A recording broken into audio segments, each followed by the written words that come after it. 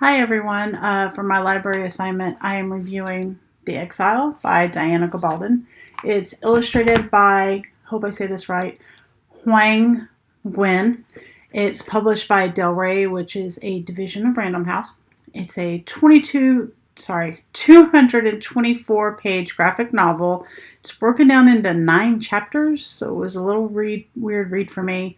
It's based on the Outlander book series, which is also a Starz TV series now. As an avid fan of the Diana Gabaldon books, I have all of them. I was really looking forward to this. It was a little bit of a disappointment. More on that in a minute. Act 1 didn't really hook me until page 3. That was after Jamie, who was the Laird of Lallybroch, comes home and he's met by his uncle Murtaugh. He says he's not going home to Lallybroch, and his uncle insists that he should. He promised his sister and her husband that he would keep Jamie safe. As they're traveling, Murtaugh sees one of the old ones come through the Standing Stones, or the fairy circle.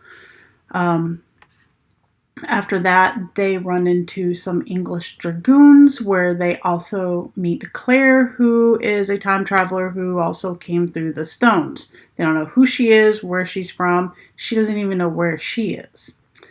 She says she's a nurse, and she uses that knowledge to tend to Jamie's injuries, which he gets a lot of. Act 2, there's more complications that start around chapter 4, when they get to the Grand Hall at Castle Leoch, where Jamie's uncles are. She sees another woman kiss him. She makes plans to escape. More drama, more conflict. And then Act 3 begins around chapter 7.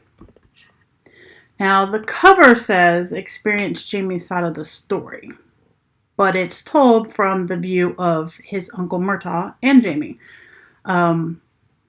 Like I said earlier, Murtaugh's goal is to protect Jamie and keep him safe because he had promised Jamie's parents that. But he also wants to figure out who Claire is. So he's kind of snooping around a little bit and just trying to see what she's up to. The conflict in Act 2 definitely supports those goals. Jamie also has a goal of staying away from the English because there's a bounty out on him. And he doesn't want to go back to jail, doesn't want to get hung.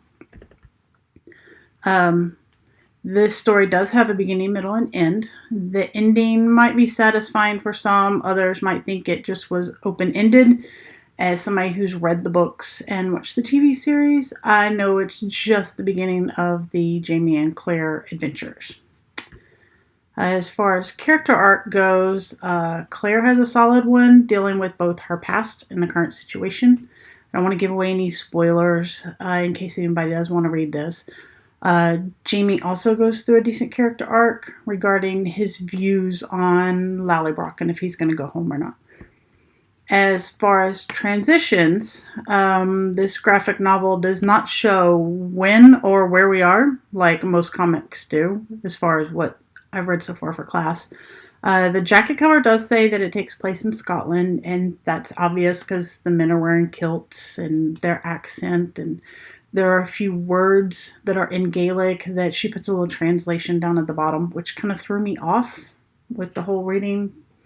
Early on, Jamie does say Craignadown, which is the location of the Standing Stones, but if you don't know that, then you're not sure where they are.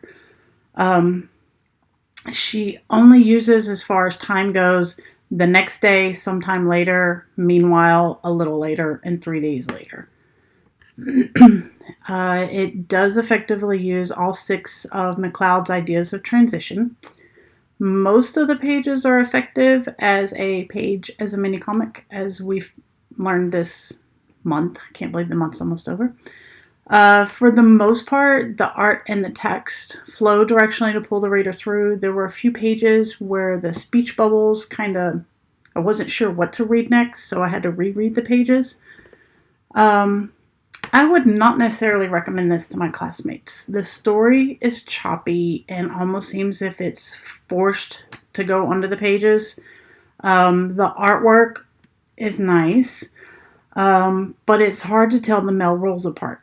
aside from Jamie, almost all the other men look so identical. They're or so much alike. They're almost identical.